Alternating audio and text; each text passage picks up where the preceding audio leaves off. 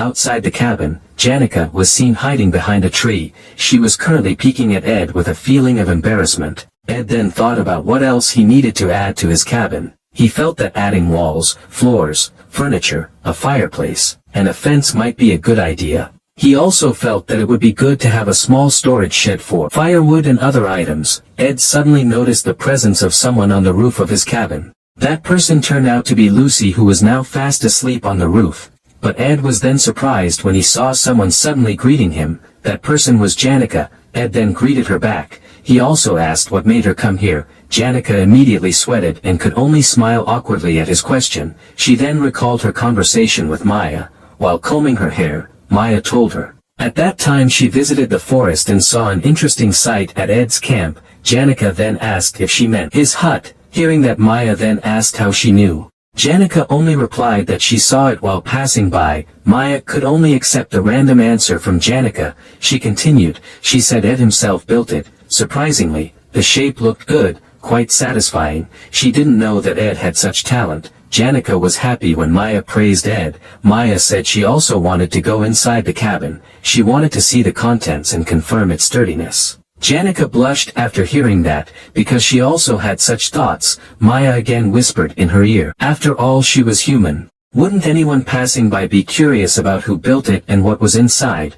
That's a normal response. Maya's whisper is like the devil's whisper for Janica. Back to Ed. Blushingly, Janica then said that she was just passing by, as if she wanted to visit Marilda. She saw the cabin and wanted to check it out. Wasn't he curious about who made it and what was in it? Isn't that normal? Hearing that, Ed could only answer yes. Janica then embarrassedly praised that the cabin was cool. Ed said that he built it not long ago. Did the spirits not tell him? Janica stammeringly replied that the spirits did tell her, but only just, which made him think, oh, apparently there is a cabin there. Janica lied, because in fact she had ordered the spirits to spy on Ed's daily life all this time. She also asked them to tell her about Ed's body that they peeped into. She even always had nosebleeds every time she listened to reports from the spirits. But Janica still said that she didn't chat much with the spirits. She didn't know much about Ed's daily activities, but she was then surprised when Ed suddenly invited her to go into his cabin for a while.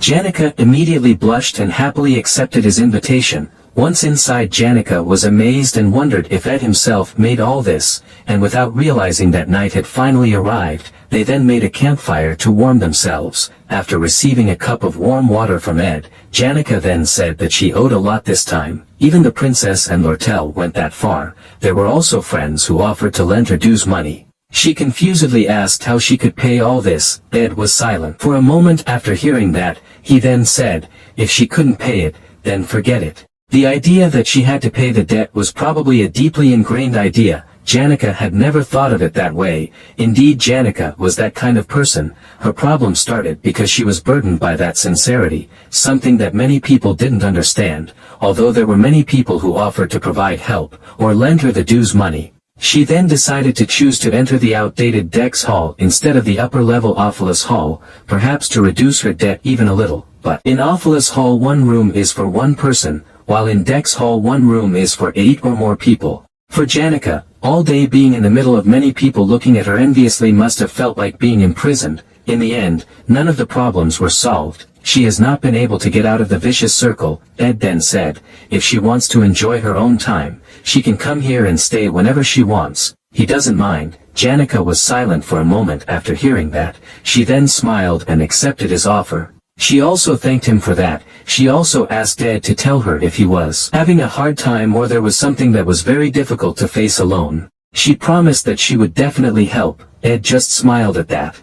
He also pondered what difficulties he would face. The second semester would come soon. It was time for Act 2 to start. That old book, The Sage's Scroll, a book written by the great sage of Sylvania that contains holy magic. Holy study is known as a high-level magic discipline that defies the laws of the world. The storm triggered by it will devour the entire academy. Looking at the protected book in front of her, Lortel could smell the scent of money from it, but still, Ed felt that it would not happen, so he refused Janica's helping hand. He appreciated her intentions, but it would not happen. To him, it seemed that it was Taylor who would soon face a difficult time. This was not really his business. but it would be very difficult, he then encouraged himself. The Failed Swordsman of Sylvania, Act 2, The Ophilus Hall Occupation Incident. The upperclassmen at Ophilus Hall were like a nobleman, priority seating in class, freedom at mealtimes, personal servants, and other comforts that were on a whole different level. The problem began here, as soon as the vacation ended and the return to the academy began.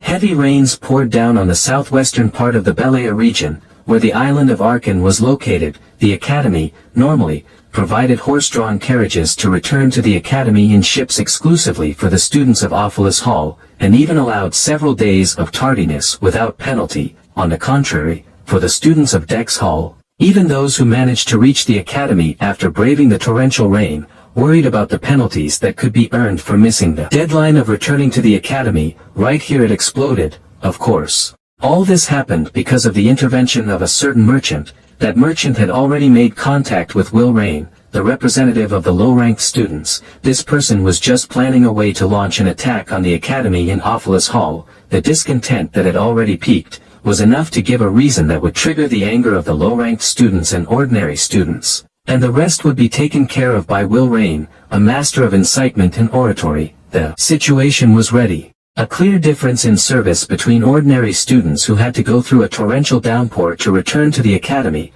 and the special treatment for Ophilus Hall students. Lortel then sent a proposal to adjust and support the flexible return period given specifically to Ophilus Hall students. Some of the butlers and administrative review departments that manage the Ophilus Hall are already on Lortel's side. They will support Lortel's proposal. At this point, it is not important whether the academy does accept Lortel's proposal or not. Just seriously discussing such a proposal is enough to trigger the anger of the lower-ranked students. The situation should be made as big and exciting as possible. The Ophilus Hall is filled with artworks entrusted by noble and influential families. The walls, carpets, and wooden furniture are all the work of craftsmen. The more property damage, the better. Ideally, destroying the Ophilus Hall would be best. If they caused a big enough mess, it would deal a fatal blow to the Academy's finances, which were already cornered by the Glasgow incident. And it would give the Elk Merchant Association an advantage in the ongoing negotiations regarding the purchase of the Sage's Scroll.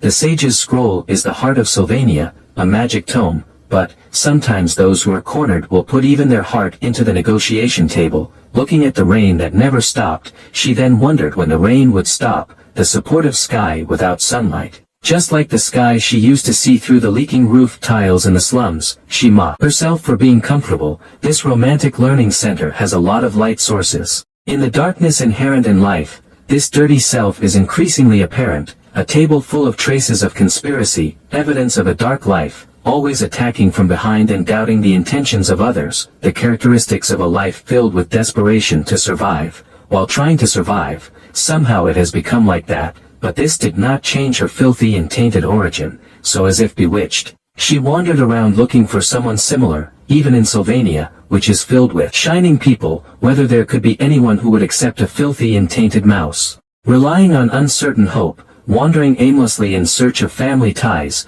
Lortel suddenly feels lonely, the nature of which never changes. Lortel's attitude to survive the sad reality is always the same. Lortel is always the dark curtain that hides the grim truth behind the scenes. The audience calls it the black curtain. In the original story, the Ophilus Hall occupation incident was a story where the protagonist had to stop the low-ranking students triggered by Lortel in Ophilus Hall on several floors. There were mid-bosses who helped the low-ranking students and hindered the protagonist. The first-floor mid-boss Windcatcher Tote, he was the one who mocked Taylor as a failed student, was easily bribed by Lortel after holding a grudge for being defeated by Taylor's group. His role was to overcome the new servants guarding the first floor, and open the door of Ophilus Hall, to let the students in. The students were then shocked and they saw the door suddenly open from the inside. They then immediately rushed inside, hoping that their cries could be better heard by the academy.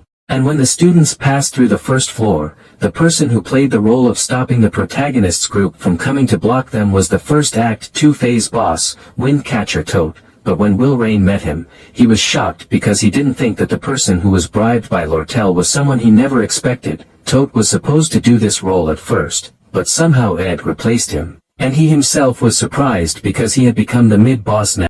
So, friends, this chapter comes to an end. What will happen next? We'll uncover it in the next chapter. Don't forget to rate this chapter out of 10 in the comments. We'll see you in the next video. Until then, take care and goodbye. Don't forget to like the video and subscribe to the channel.